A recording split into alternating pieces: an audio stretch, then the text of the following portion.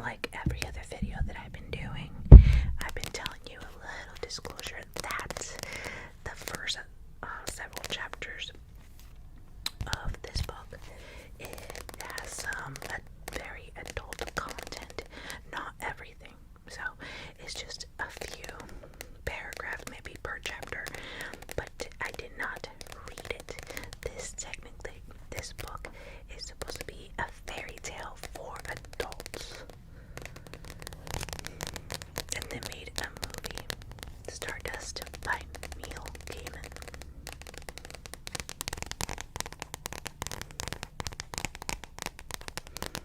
The movie does not have any of the scenes that the parts that I didn't read have. So the movie is actually safe.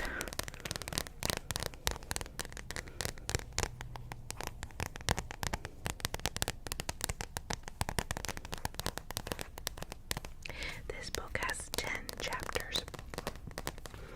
So in most of the time I have been just doing part 1, part 2. The chapter 4 I had to do 3 parts because it was longer. So let's see how chapter 5 goes. Because even if by the time I'm reading, and if it seems like it's already going a little too far in time, it would give me a hard time exporting it. So we'll see. Okay, chapter 5 says, in which there is much fighting for the crown. The picture, Tristan and the star. Okay. In the morning's bright light, the young lady seemed more human and less ethereal. She had said nothing since Tristan had awakened. He took his knife and cut a fallen tree branch into a Y-shaped crutch while she sat beneath the sycamore tree and glared at him and glowered at him and scolded at him from her place on the ground. He peeled the bark from a green branch and wound it around the upper fork of the Y. They had had no breakfast yet, and Tristan was ravenous. His stomach rumbled as he worked. The star had said nothing about being hungry. Then again, she had done nothing but look at him, first reproachfully, and then with undisguised hatred. He pulled the bark tight, then looped it under itself and tugged on it once more. This is honestly nothing personal, he said to the woman and to the grove, with the full sunlight shining down and scarcely glittered at all, except for where the darkness shadows touched her. The star ran one pale forefinger up and down the silver chain that went between them, tracing the line of it about her slim wrist, and she made no reply. I did it for love, he continued, and you really are my only hope. Her name, that is, the name of my love, is Victoria Forrester, and she is the prettiest, wisest, sweetest girl in the whole wide world. The girl broke her silence with a snort of derision. And this wise, sweet creature sent you here to torture me, she said. Well, not exactly, you see. She promised me anything I desired, be it her hand in marriage for her lips to kiss, were I to bring her the star that we saw fall the night before last. I had thought, he confessed, that the fallen star would probably look like a diamond or a rock. I certainly wasn't expecting a lady. So having found a lady, could you not have come to her aid or left her alone? Why drag her into your foolishness? Love, he explained. She looked at him with eyes the blue of the sky. I hope you choke on it, she said flatly. I won't, said Tristan with more confidence and good cheer than he actually felt. Here, Try this. He passed her crutch and, reaching down, tried to help her to her feet. His hands tingled not unpleasantly where his skin touched hers. She sat on the ground like a tree stump, making no effort to get up. I told you, she said, that I would do everything in my power to frustrate your plans and devices. She looked around the grove. How very bland this world does look by day, and how dull. Just put your weight on me and rest on the crutch, he said. You'll have to move sometime. He tugged on the chain, and reluctantly the star began to get her feet, leaning first against Tristan, and then, as the proximity to him disgusted her, on the crutch she gasped. Then, in a hard intake of breath, and as she stumbled to the grass, where she lay, her face contorted, making small noises of pain. Tristan knelt down beside her. What's wrong? He asked. Her blue eyes flashed, but they were swimming with tears. My leg, I can't stand on it. It must really be broken. Her skin had gone as white as a cloud, and she was shivering. I'm sorry, said Tristan uselessly. I can make you a splint. I've done it for a sheep. It'll be all right. He squeezed her hand, and then he went to the brook and dipped his handkerchief in it and gave it to the star to wipe her forehead. He split more fallen wood with his knife. Then he removed his jerkin and took off his shirt, with which he proceeded to tear into strips, which he used to bind the sticks as firmly as he could about her injured leg. The star made no sounds while he did this, although when he pulled the last knot tight, he thought he heard her whimper to herself.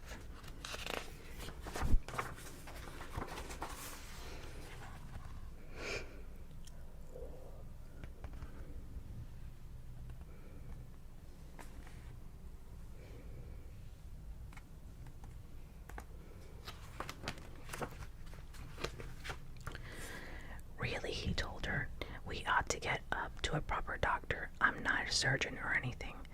No, she said dryly. You astonish me. He let her rest for a little in the sun, and then he said, better try again, I suppose, and he raised her to her feet. They left the glade at a hobble, the star leaning heavily on her crutch, on Tristan's arm, wincing at every step. And every time she winced or flinched, Tristan felt guilty and awkward, but he calmed himself by thinking of Victoria Forrester's gray eyes. They followed a deer path through the hazel wood, while Tristan, who had decided that the right thing to do was to make conversation with the star, asked how long she had been a star, whether it was enjoyable to be a star, or whether all stars were women, and informed her that he had always supposed stars to be as Miss Cherry had taught them, flaming balls of burning gas many hundreds of miles across, just like the sun, only further away. To all of these questions and statements she made no answer. So why did you fall? He asked. Did you trip over something? She stopped moving and turned and stared at him, as if she examined something quite unpleasant a very long way away. I did not trip, she said at length. I was hit in the side by this. She reached into her dress and pulled out a large yellowish stone, which dangled from two lengths of silver chain. There's a bruise on my side where it hit me and knocked me from the sky, and now I'm obliged to carry it about with me. Why? She seemed as if she were about to answer, and then she looked at her head, and her lips closed, and she said nothing at all. A stream of reeled and splashed to their right, keeping pace with them.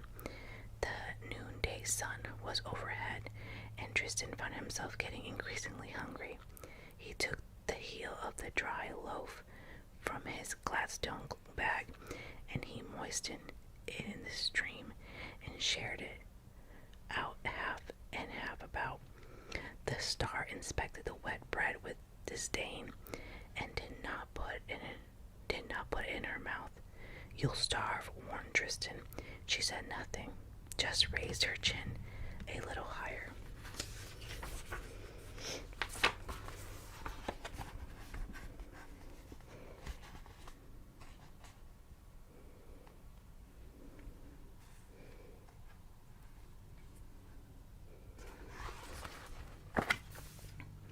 They continued through the woodland, making slow progress.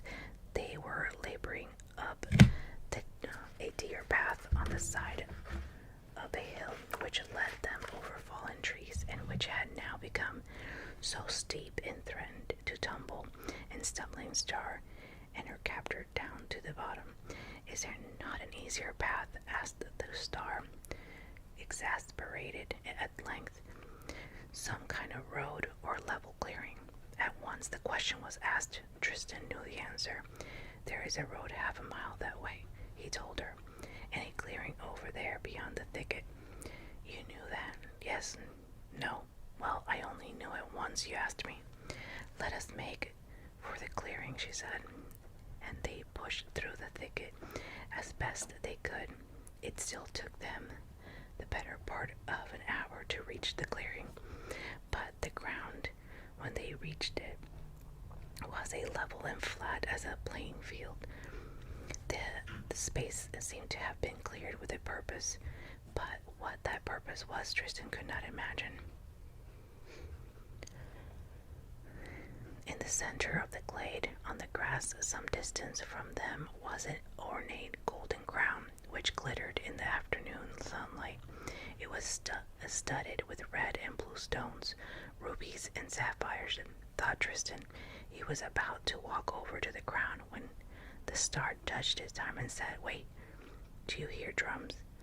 He realized then that he did, a low throbbing beat coming from all around them, near at hand and far away, which echoed through the hills, and then there came a loud crashing noise from the trees at far side of the clearing, and a high wordless screaming. Into the glade came a huge white horse, a flanks gashed and bloody. It charged into the middle of the clearing, and then it turned and lowered its head and faced its pursuer, which bounded into the clearing with a growl that made Tristan's flesh prickle. It was a lion, but it looked like the lion Tristan had seen at the fair in the next village, which had been a mangy, toothless, roamy thing. This lion was huge and color of sand. In the late afternoon, it entered the clearing at a run, and then it stopped and snarled at the white horse. The horse looked terrified. Its mane was matted with sweat and blood, and its eyes were wild. Also, Tristan realized it had a long ivory horn jutting from the center of his forehead. It reared up on its hind legs, whining and snorting, and one sharp, unshod hoof connected with the lion's shoulder, causing the lion to howl like a huge scolded cat and to spring backwards. Then, keeping its distance, the lion circled was where a unicorn, its golden eyes at all times fixed upon the sharp horn that was always turned toward it. "Stop then," whispered the Star. "They will kill each other." The lion growled at the unicorn. It began as a soft growl like distant thunder, and finished as a roar that shook the trees and the rocks of the valley and the sky.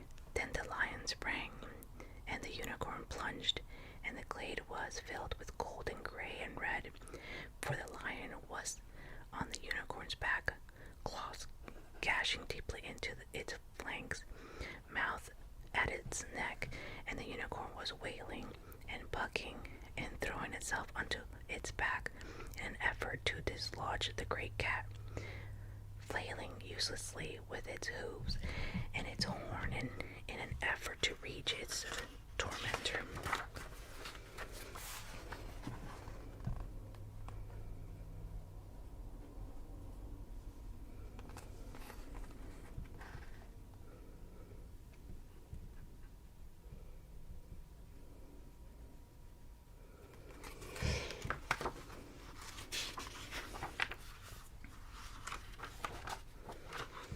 Please do something, the lion will kill him, said the girl urgently. Tristan would have explained to her that all he could possibly hope for if he approached the raging beast was to be skewered and kicked and clawed and eaten, and he would further have explained that, should he somehow survive approaching them, there was still nothing that he could do having with him not even a pail of water, which had been a traditional method for breaking up animal fights in wall. But by the time that all these thoughts had gone through his head, Tristan was already standing in the center of the clearing, an arm length of the beast. The scent of the lion was deep, animal, terrifying. He was close enough to see the beseeching expression of the unicorn's black eyes. The lion and the unicorn were fighting for the crown, thought Tristan to himself, remembering the old nursery rhyme. The lion beat the unicorn at about the town. He beat him once, he beat him twice, with all his might and main. He beat him 3 times over, his power to maintain. And with that he picked up the crown from the grass. It was a heavy and as soft as lead. He walked towards the animals, talking to the lion as he had talked to the ill-tempered rams and agitated ewes in his father's fields, saying, "Here now, easy. Here's your crown, good boy." The lion shook the unicorn in its jaws like a cat wearing a woolen scarf, and darted a look to pure puzzlement at Tristan. "Hello," said Tristan. There were burrs and leaves in the lion's mane. He held the heavy crown out toward the great beast. "You won. Let the unicorn go." And he took a step closer. Then he reached out both trembling hands and placed the crown upon the lion's head. The lion clambered off a prone body of the unicorn and began to pad silently about the clearing, its head raised high. It reached the edge of the wood, where it paused for several minutes to lick its wounds with its red tongue, and then, purring like an earthquake, the lion slipped away into the forest. The star hobbled over to the injured unicorn and lowered herself to the grass awkwardly, her broken leg splayed out by her side. She stroked its head. Poor creature," she said. It opened its dark eyes and stared at her, and then it laid its head upon her lap, and it closed its eyes once more. Tristan ate the last of the hard bread for its supper that night, and the star ate nothing at all. She had insisted they waited beside the unicorn, and Tristan had not the heart to refuse her. The clearing was dark now. The sky above them was filled with twinkling and 1,000 stars. The star woman glittered as if she had been brushed by the Milky Way, while the unicorn glowed gently in the darkness like a moon seen through clouds. Tristan lay beside the huge bulk of the unicorn, feeling its warmth radiating out into the night. The star was laying on the other side of the beast. It sounded almost as if she were murmuring a song to the unicorn. Tristan wished that he could hear her properly. The fragments of the melody he could make out were strange and tantalizing, but she sang so quietly he could hear next to nothing at all. His fingers touched the chain that bound them. Cold as snow it was, and then tenuous as moonlight on a mill pond, or the glint of light on the trout silver scaled as it rises at dusk to feed, and soon he slept.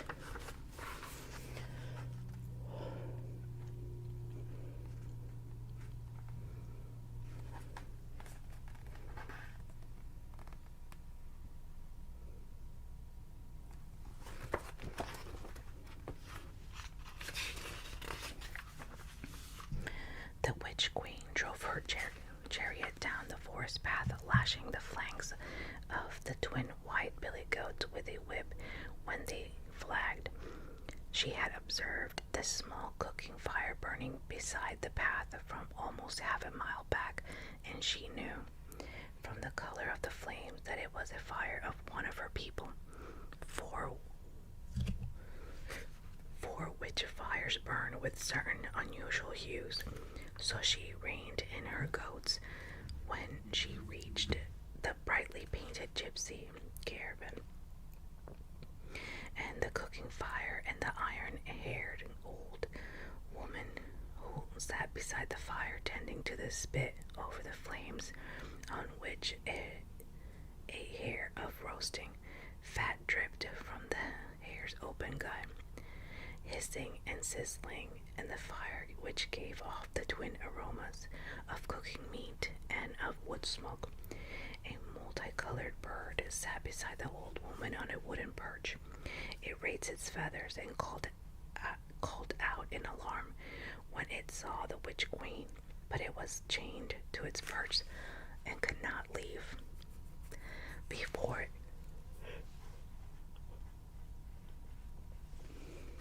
you say anything, said the gray-haired woman, I should tell you that I'm just a poor old flower seller, a harmless old biddy who's never done nothing to no one, and that the sight of a grand and terrifying lady such as yourself fills me with dread and fear. I will not harm you, said the witch queen. The harridan screwed her eyes to slits and looked at the lady in the red girdle up and down. That's what you says, she said. But how am I to know that it's so a sweet old dear like me, who's all a tremble from her toes to her water? You might be planning to rob me in the night, or worse. And she poked the fire with a stick, so it leapt up. The smell of cooked meat hung on the still evening air. I swear, said the lady in the scarlet girdle, that by the rules and the constraints of the sisterhood to which you and I belong, by the puissance of the lilium, and by my lips and breast and maidenhead, that I mean you no harm, and shall treat you as if you were my own guest. That's good enough for me, dearie ducks, said the old woman, her face breaking into a smile. Come in and sit down beside me. Supper will be cooked in 2 shakes of a lamb tail. With goodwill, said the lady in the red girdle. The goats snuffed and munched at the grass and the leaves beside the chariot, eyeing with disfavor the tender meals withpulled of the caravan during the day. Fine goats, said the harridan. The witch queen inclined her head and smiled modestly. The firelight glinted on the little scarlet snake wrapped in this bracelet about her wrist. Now, my dear, my old eyes aren't what once they were, by any means, but would I be correct in supposing that one of those fine fellows started life walking on 2 legs, not 4? Such things have been heard of, admitted the witch queen. That splendid bird of yours, for example, that bird gave away one of the prices of the stock of items for sale. Gave it away to a good for nothing nearly 20 years ago, and afterward the trouble she put me through scarcely bears considering. So these days she stays a bird unless there's work that needs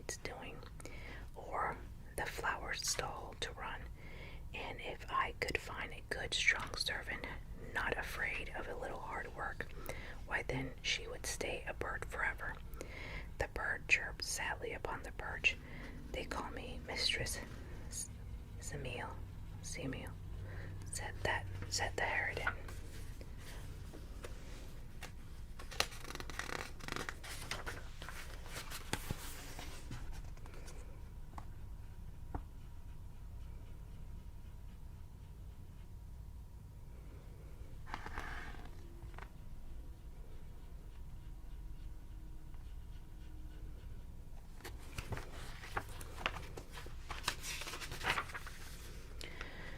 They called you Dishwater Sal when you were a young chit of thing, thought the witch queen, but she did not say this out loud, saying instead, you may call me Morwennig,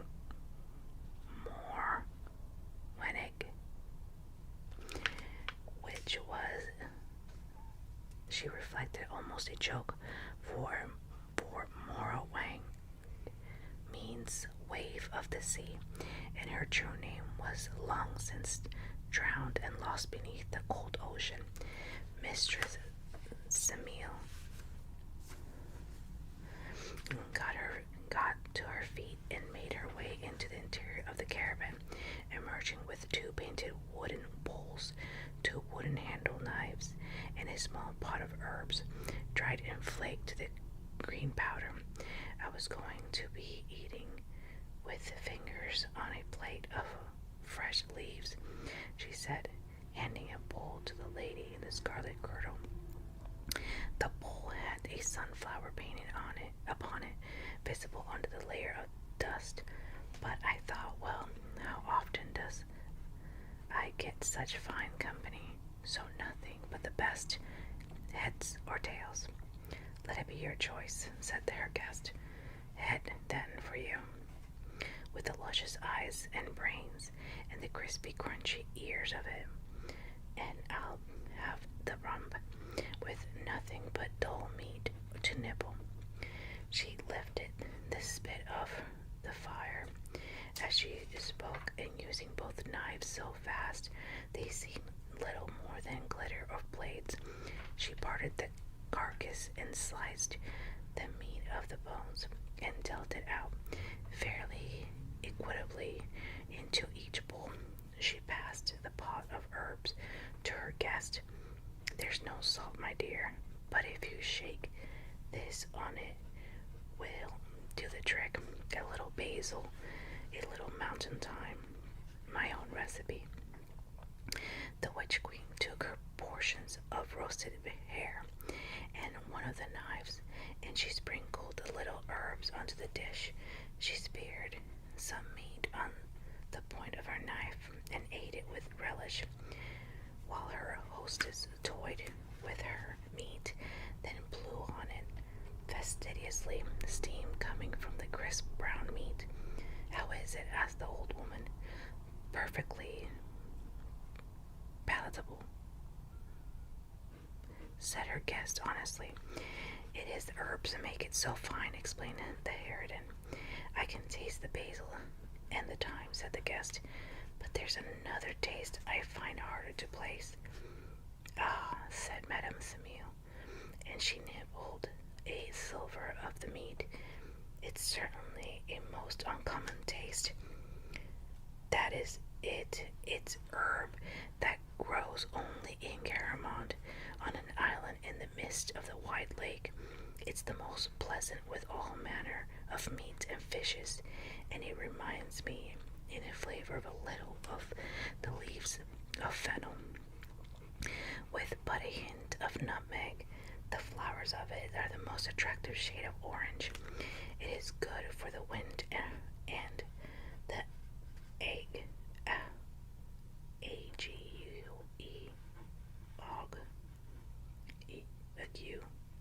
and it is in addition to gentle soporific, which has the curious property of causing one who tastes of it to speak nothing but the truth for several hours. The lady in the scarlet girdle stared at the contents of the bowl with anger in her eyes. Limbus grass, she said. You dare to feed me limbus grass? That's That's how it would seem, dearie. And the old woman cackled and hooted with delight. So tell me now, Mistress Morwag, if that's your name, where are you going? Off if you're in your fine chariot. And why do you remind me of someone I knew once? And Madame Simon forgets nothing and no one. I'm on my way to find a star, said the witch queen, which fell in the great woods on the other side of the Mount Valley. And when I find her, I shall take my great knife and cut off her heart while she lives and while her heart is her own. For the heart of the living star is sovereign remedy against all the snares of age and time. My sisters wait for me to return. Madame Samil hooded and hugged herself, swaying back and forth, bony fingers clutching her sides. The heart of a star, is it? He, such a prize it will make for me. I shall taste enough of it that my youth will come back, and my hair turn from gray to golden, and my thugs swell and become firm and high again, and then I shall take the heart that's left to the great market, that wall. You shall not do these things, said her guest very quietly. No, you are my guest, my dear. You swore your oath. You've tasted my food according to the laws of the sisterhood. There's nothing you can do to harm me.